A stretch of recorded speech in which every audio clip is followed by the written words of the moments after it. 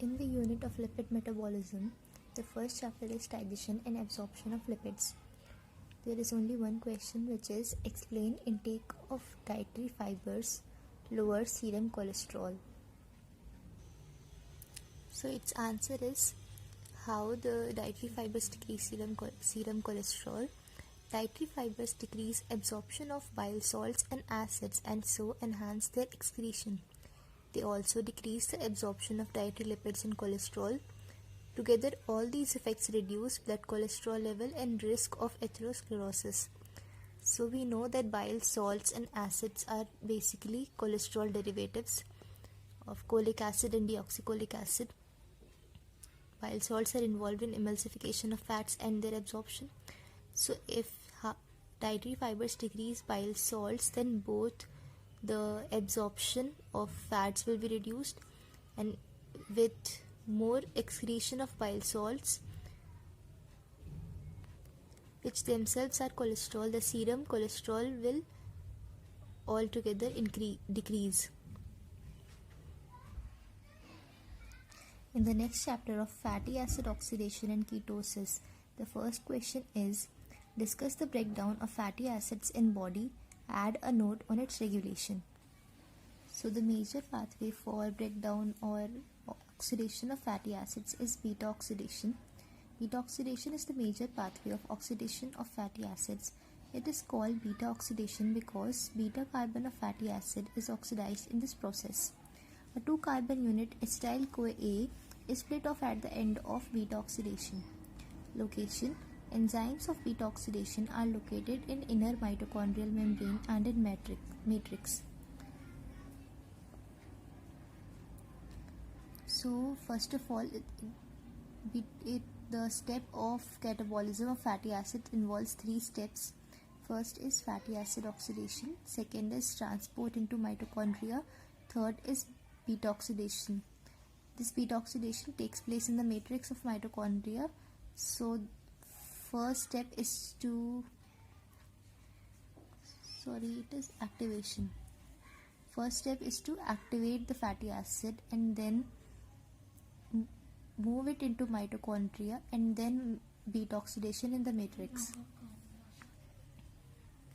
First is fatty acid activation. Fatty acid is converted into fatty acyl-CoA, which is the activated form. It is catalyzed by enzyme acyl-CoA synthetase and requires ATP and coenzyme A.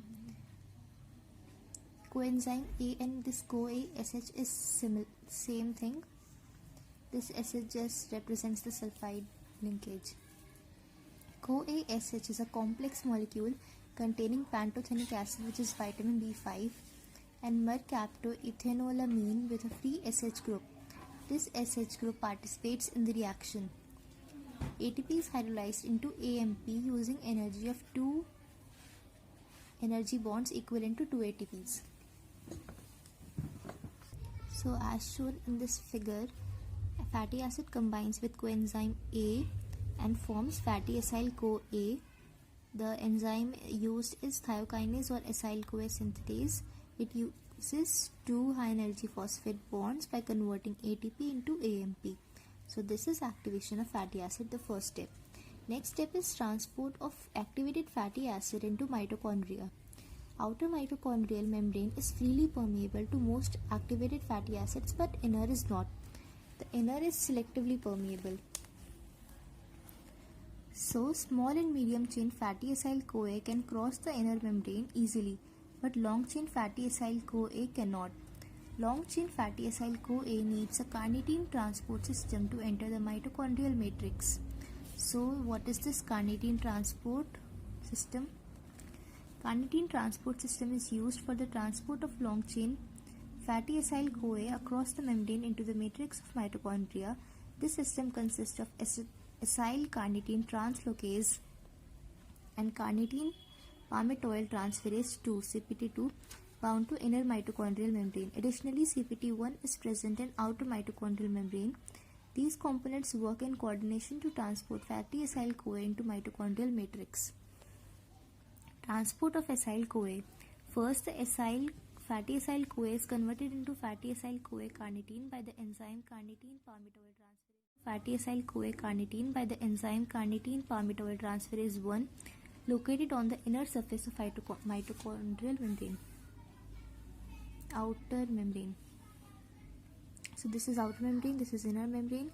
In the outer membrane we have this acyl CoA synthase which activates the free fatty acid into fatty acyl CoA. Once this is activated, it enters the outer membrane and combines with carnitine molecule, and with the help of CPT1 it forms fatty acyl carnitine. Now this fatty acyl carnitine can easily cross the inner membrane. Once it crosses the inner membrane, with the help of this enzyme CPT2, it releases carnitine, which again goes back and combines with coenzyme A to form fatty acyl CoA, which undergoes then beta oxidation. Fatty acyl CoA carnitine is then transported across inner mitochondrial membrane into the matrix by carnitine acyl CoA carnitine transferase in exchange of free carnitine. Once inside the matrix, fatty acyl CoA carnitine is split into fatty acyl CoA and carnitine by the enzyme carnitine palmitoyl transferase 2 CPT2, which is located in inner membrane towards the matrix. Formation of fatty acyl CoA carnitine is a regulatory and committed step of whole beta oxidation pathway. This is the molecule carnitine, so its name is, this is first position, alpha position, alpha, beta, gamma. So there is hydroxy group at beta and trimethyl ammonium group at gamma. So the name is beta hydroxy gamma trimethyl ammonium butyrate. Carnitine is widely distributed and is particularly abundant in muscles. It is important nutritionally like vitamins for fatty acid oxidation, and its deficiency is associated with impaired oxidation of fatty acids. Now coming to the beta oxidation pathway. In this pathway, 2 carbons as acetyl CoA are split off from the fatty acid. The cycle is repeated again and again, and an acetyl CoA molecule is split off each time till the last 2 or 3 carbon units are left. The pathway described is shown. There are 4 steps: first dehydrogenation, then hydration, then dehydrogenation, then thiolase. So in first step, the dehydrogenase step catalyzed by FAD dependent acyl CoA dehydrogenase.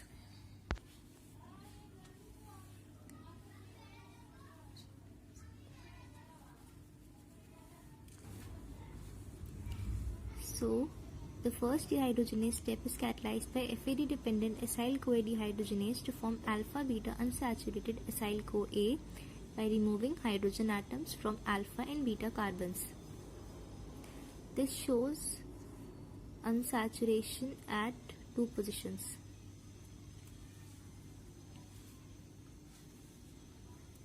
Hydration. In the next hydration step, water is added. It is catalyzed by enoyl CoA hydratase to form beta hydroxy acyl CoA, also called 3-hydroxy-enoyl CoA. Third step is dehydrogenation. The 3-hydroxy acyl enoyl CoA is again hydrogenated by NAD dependent 3-hydroxy acyl CoA dehydrogenase to remove 2 hydrogen atoms and form 3-keto-enoyl CoA. The fourth step is by thiolase. Beta keto acyl CoA is split by thiolase to remove acetyl CoA by leaving behind new acyl CoA, which is 2 carbon less than the original. The new acyl CoA again enters the pathway to remove another 2 carbon unit acetyl CoA. A long chain fatty acid can be completely oxidized by repeated beta oxidation. For example, palmitic acid with 16 carbon undergoes 7 cycles, and each time an acetyl CoA is removed, it finally ends in 8 molecules of acetyl CoA. So here summarizing the pathway of beta oxidation, first we have fatty acid, which is activated to fatty acyl CoA with the enzyme acyl CoA synthetase using ATP which converts into AMP using two phosphate bonds. Then the fatty acyl-CoA formed, it enters mitochondrial matrix. For entering, it needs a carnitine transporter. Once it enters the mitochondrial matrix, it converts into alpha beta unsaturated acyl-CoA, first dehydrogenase, as we know, first dehydrogenase, hydratase, then dehydrogenase, then thiolase.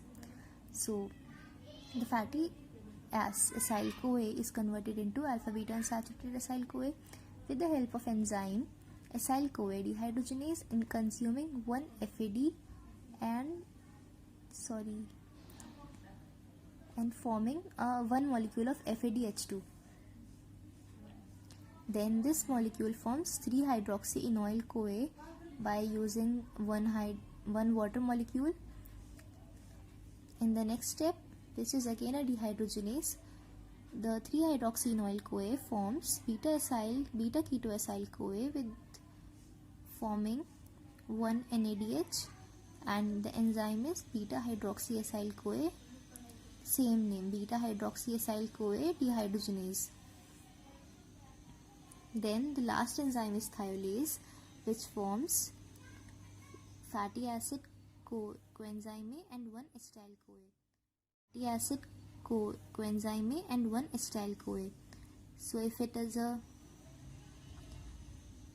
fatty acid of n carbon atoms, then the next fatty acid formed is of n-2 carbon atoms. Then repeatedly this cycle is repeated once only acetyl coenzyme A is left. But this is possible if the fatty acid is of even carbon atoms. If it is of odd carbon atoms, then acetyl coenzyme A along with propionyl coenzyme A, which is a 3-carbon molecule, are the products. Now we'll see the regulation of beta oxidation of free fatty acids through carnitine palmitoyl transferase 1. So first, if fatty acids are increased, then increased fatty acid will increase fatty acyl-CoA. If fatty acyl-CoA is increased, it inhibits the enzyme acetyl-CoA carboxylase. This enzyme acetyl-CoA carboxylase has a function of converting acetyl-CoA into malonyl-CoA. So if this enzyme is inhibited, even though acetyl-CoA is increased, the malonyl-CoA will remain decreased. If there is decreased malonyl-CoA, the CPT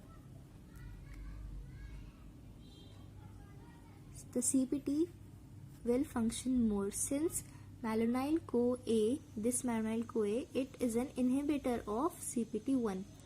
So if it is decreased, there will be less inhibition. Less inhibition means CPT1 will work more, and if it works more, there is increased free fatty acid entry into mitochondria.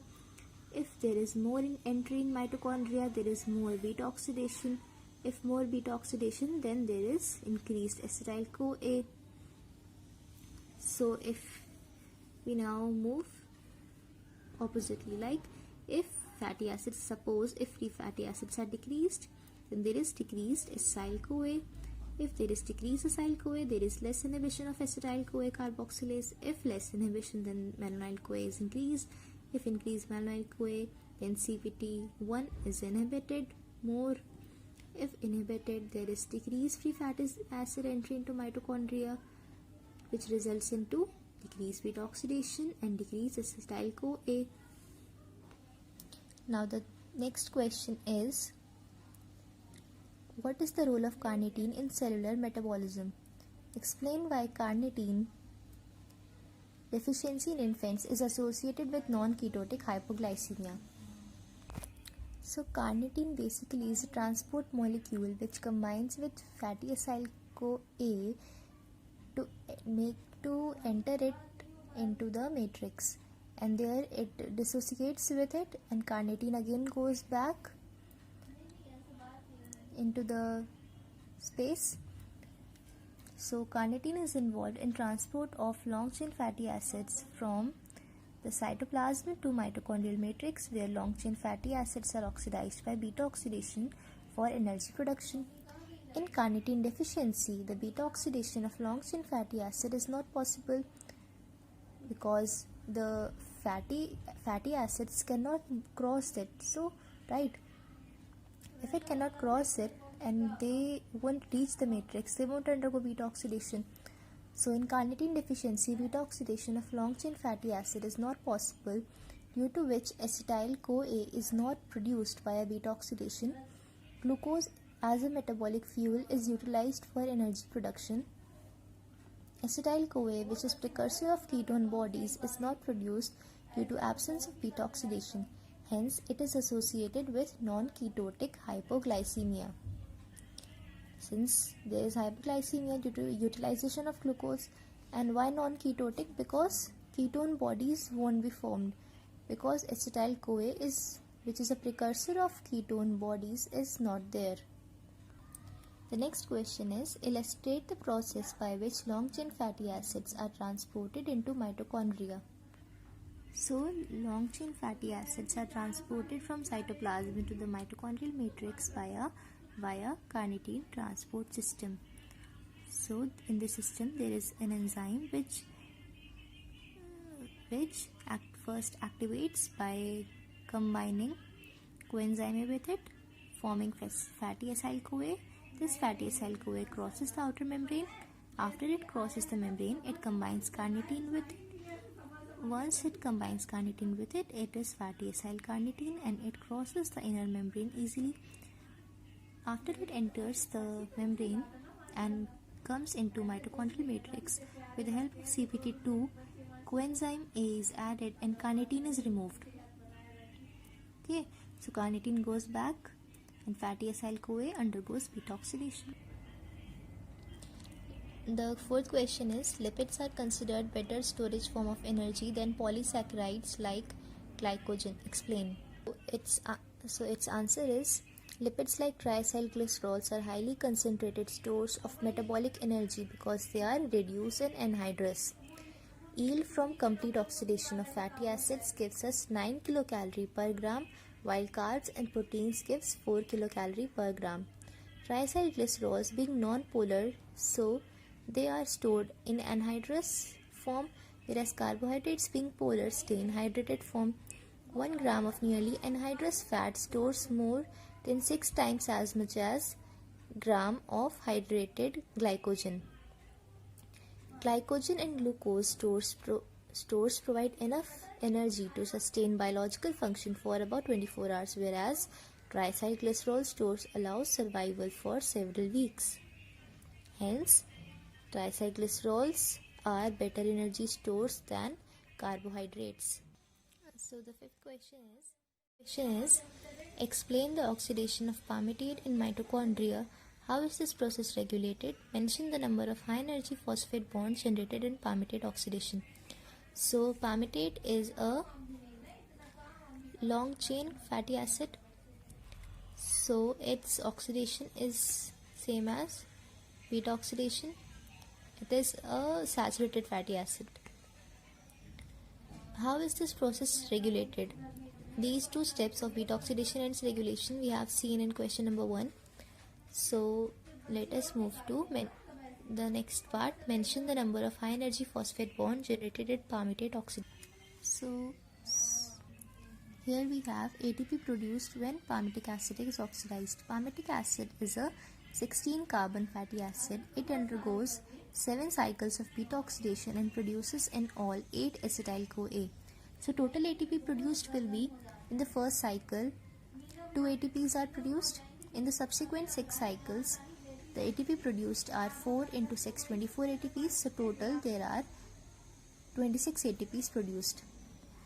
Now 8 acetyl-CoA molecules are further oxidized in TCA cycle. Then each acetyl-CoA will produce 10 ATP in TCA cycle.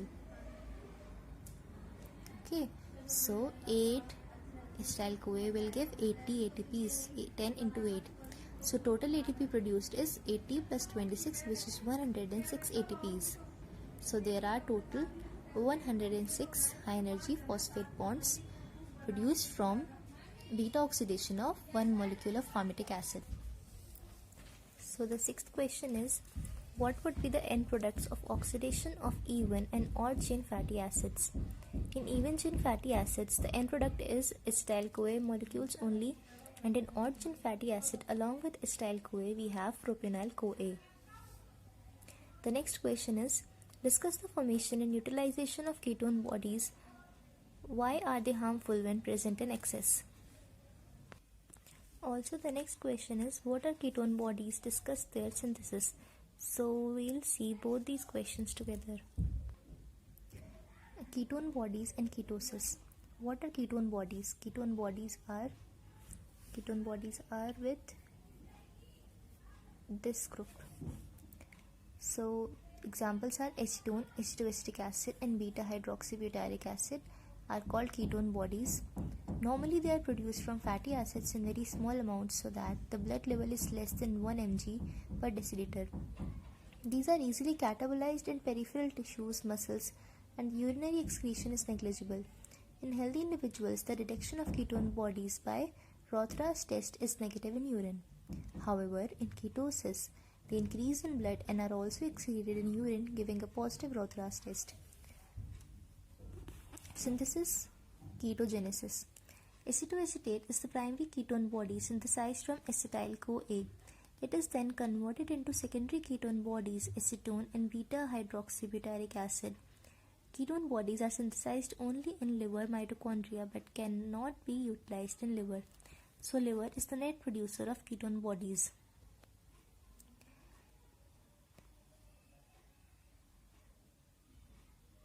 So this summarizes the synthesis of ketone bodies: acetyl-CoA, H2-acetyl-CoA. With the help of HMG-CoA synthase, it converts into beta-hydroxy-beta-methyl-glutaryl-CoA, HMG-CoA.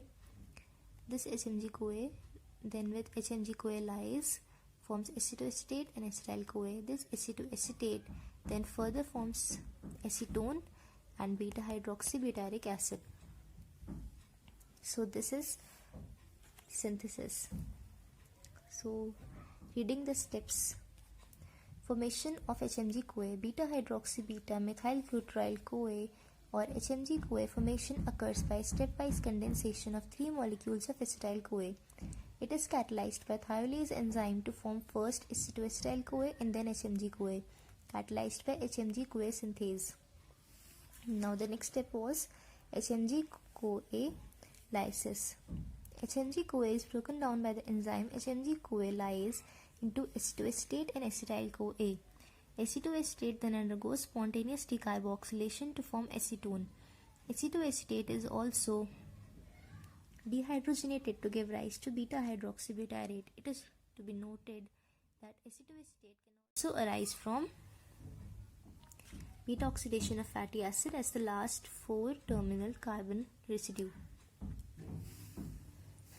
So now reading about ketolysis, which is utilization of ketone bodies. Liver can produce acetoacetate, the primary ketone body, and cannot utilize it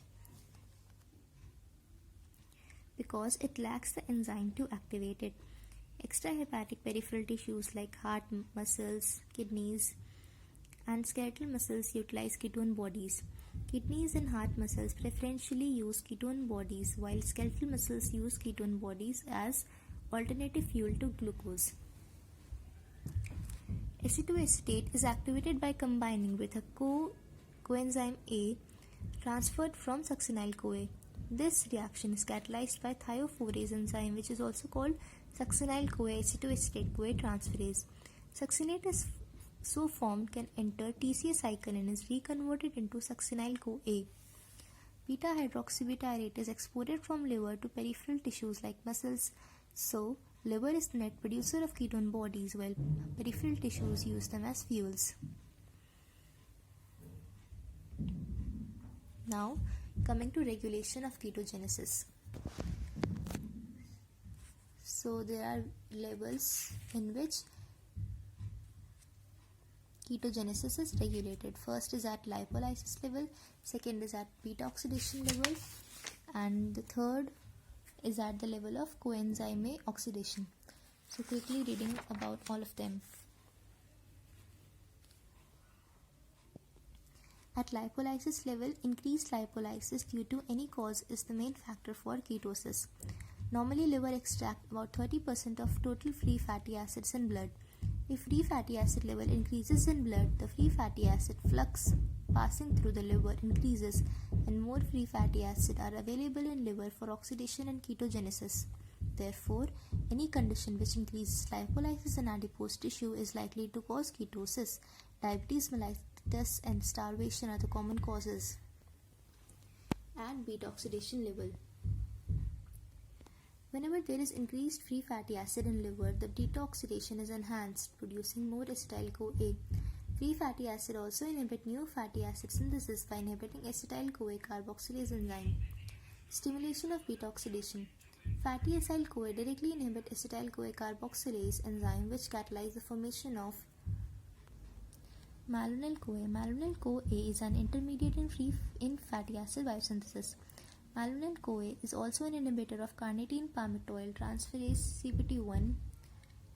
CPT1 inhibits the entry of free fatty acid into mitochondria for oxidation. So low malonyl-CoA decreases the inhibitory effect on CPT1, resulting in more free fatty acid entry into mitochondria for oxidation. Low malonyl-CoA will therefore promote beta oxidation. This further enhanced by low insulin to glucagon ratio. Insulin is usually low and glucagon is high in blood, in condition associated with increased lipolysis. The net result is increased acetyl-CoA from increased beta oxidation. The last point is at the level of acetyl-CoA oxidation.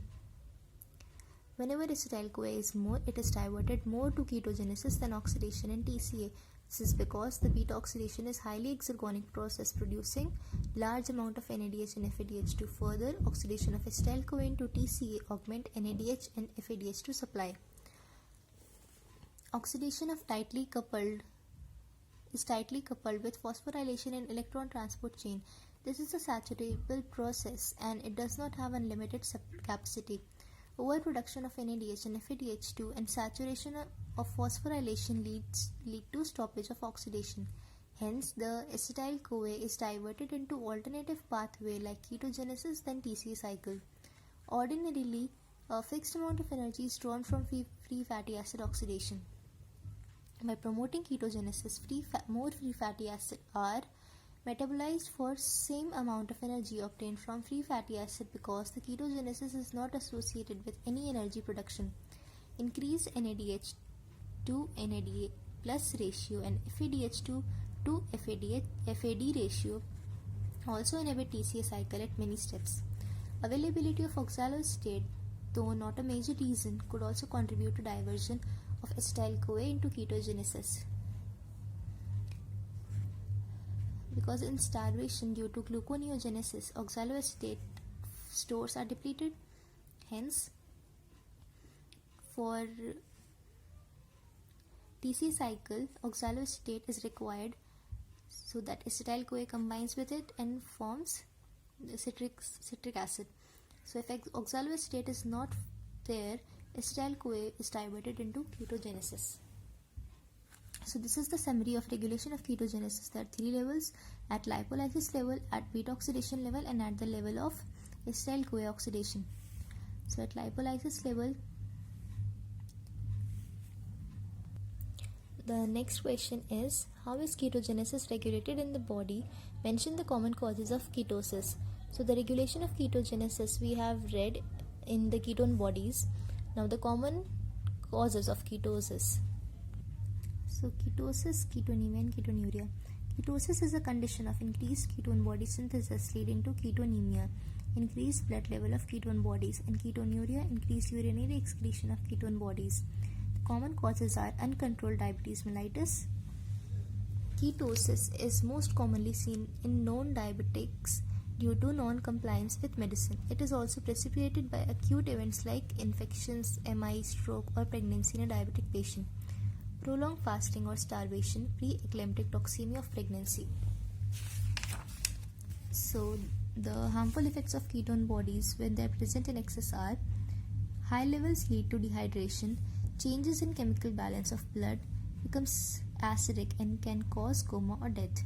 The blood becomes acidic and can cause coma or death. The next chapter is fatty acid biosynthesis. In this we have only 3 questions. The first question is excessive intake of carbohydrates leads to obesity, explain.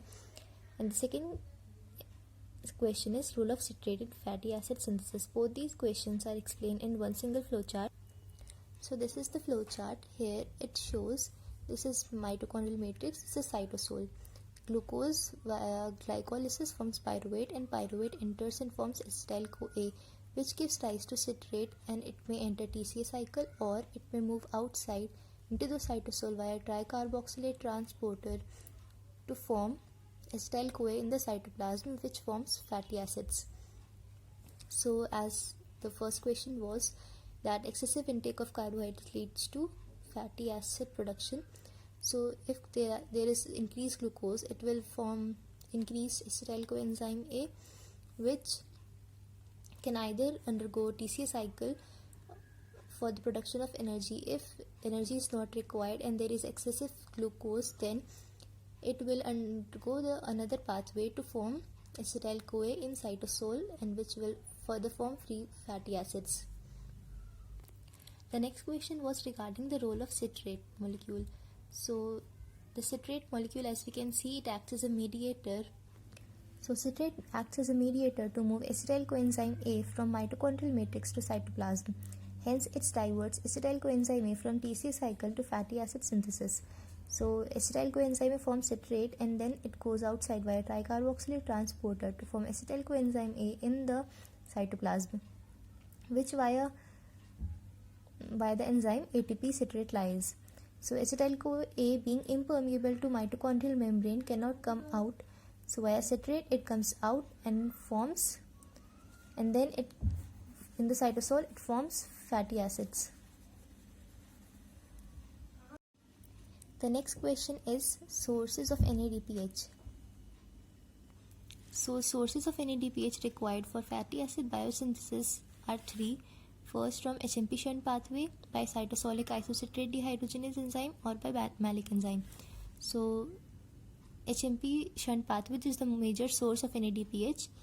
Here glucose 6-phosphate forms 6-phosphogluconate by enzyme glucose 6-phosphate dehydrogenase G6PD.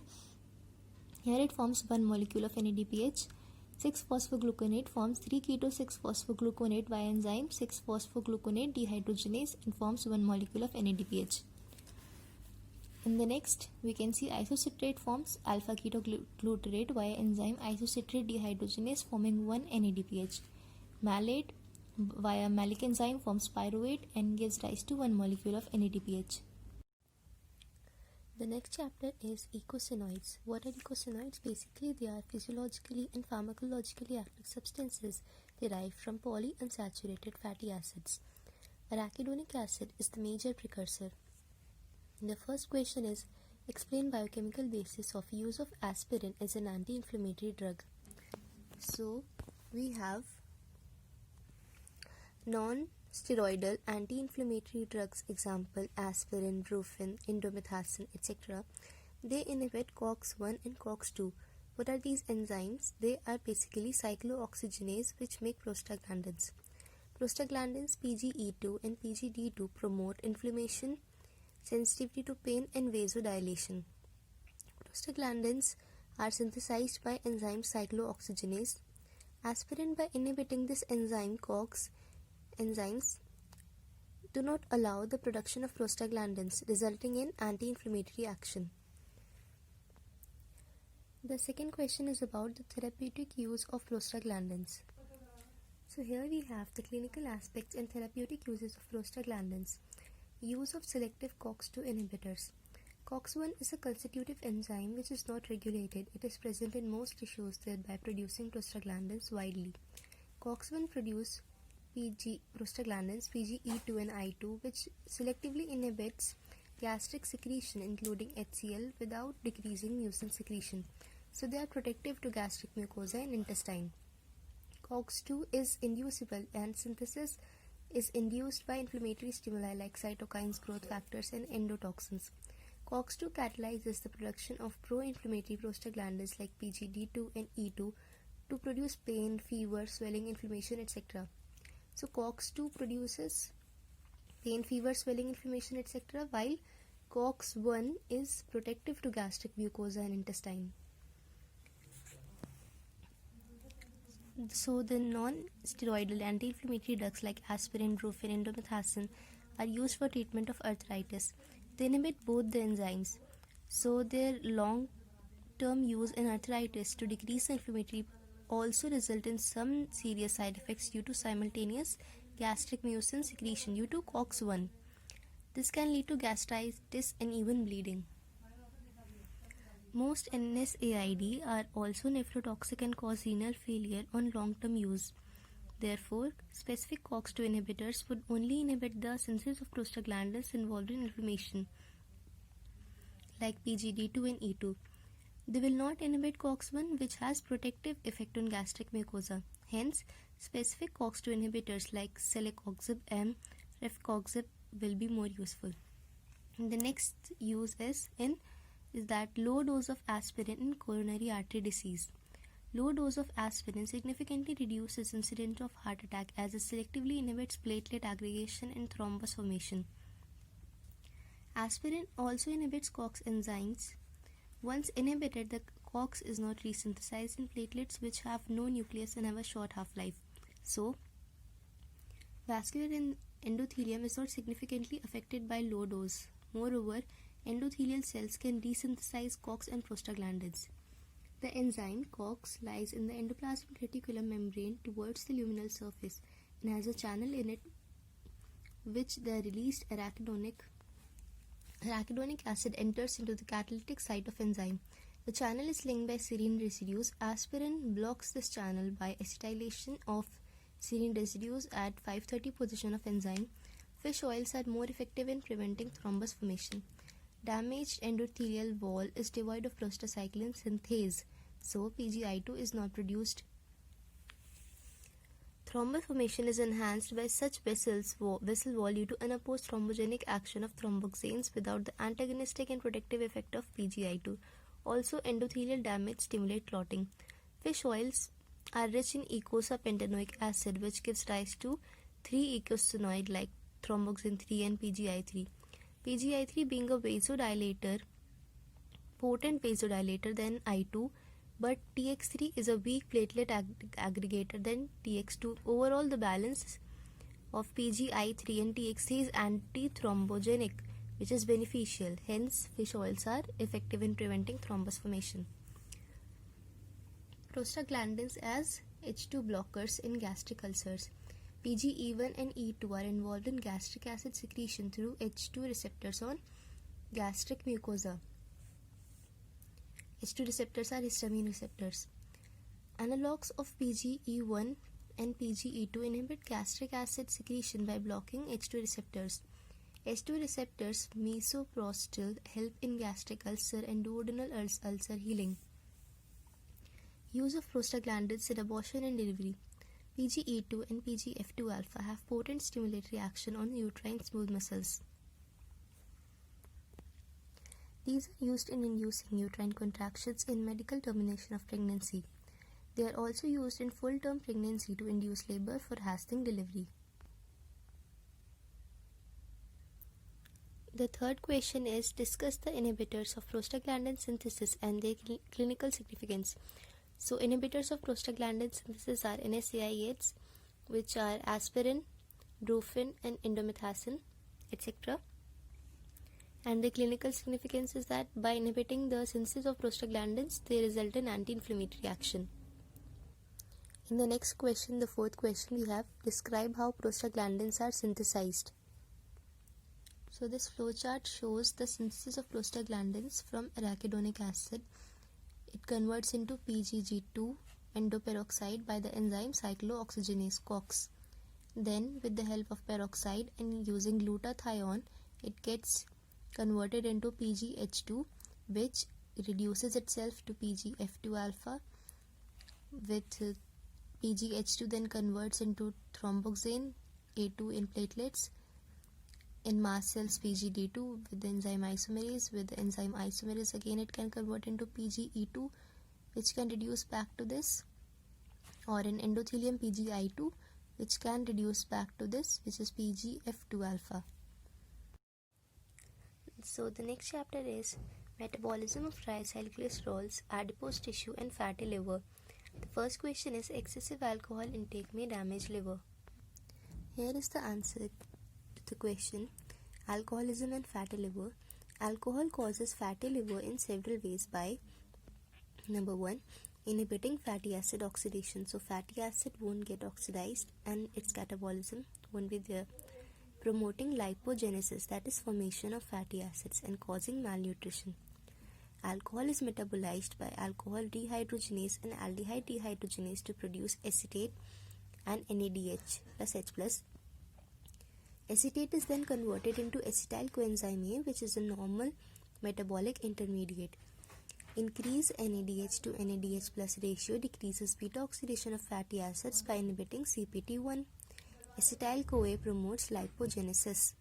Alcohol is addicting and has a high calorific value, that is 1 gram alcohol gives 7 calories. This leads to malnutrition as they miss the normal balanced diet and promote vitamin deficiency.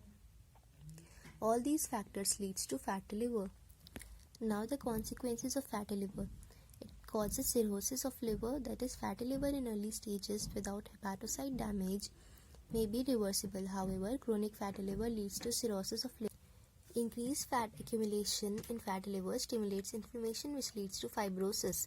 This replaces the normal hepatocytes with fibrous tissue, causing cirrhosis with impaired liver function and ultimately liver failure. The second question is to discuss the metabolic derangements in alcoholism. So there are several metabolic derangements in alcoholism. First, alcoholic ketoacidosis. It is a high anion gap metabolic acidosis. Second, alcohol leads to deficiency of several vitamins, especially thiamine, vitamin B1, as it interferes in its absorption.